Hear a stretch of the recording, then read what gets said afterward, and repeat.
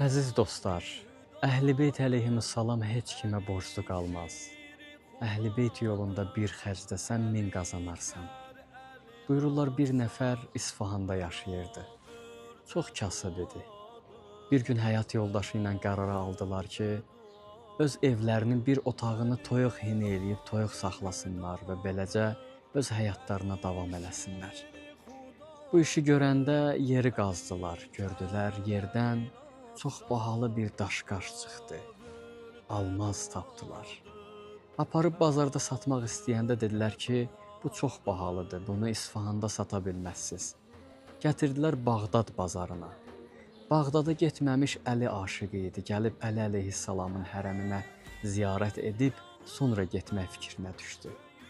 Gəlib ağanın hərəmini ziyarət etmək istəyəndə, gördü bir xidmətçi deyir, Əli əleyhissalamın hərəminin zərihi yoxdur. Kimin nəyə gücü çatırsa, pul versin və hərəm üçün bir zərih düzəldək.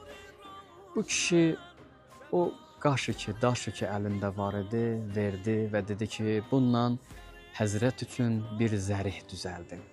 Pulu verəndən sonra peşman oldu. Dedi, niyə hamısını verdin, gedib satardın, gətirib bir miqdar sən də digərləri kimi kömək edərdin. Çox peşman halda yuxu apardı, onu yatdı. Yuxuda Əli əleyhissalamı gördü. Dedi ki, ey filanı, ey əlması, çünki o qaşın adı almasıdır. Dedi, ey əlması, narahat olma. Biz Əhl-i-Beyt heç kimə borclu qalmarıq. Bu kişi bir dəfəlik yuxudan oyandı, çox peşman və narahat halda.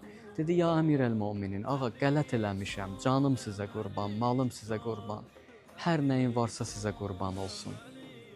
Bir də gördü polislər onun adı ilə onu çağırırlar. Polislər gəlib yaxınlaşdı, dedi, biz 20 gündür səni axtarırıq. İsfahana getdik, teleqraf vurmuşuq, dedilər ki, sən Nəcəf şəhərindəsən. Gəlib səni tapdıq, nə olub, nə məsələdir? Dedi ki, sənin atan tərəfdən, atavın əmisi Hindistanda böyük bir ticarətçidir.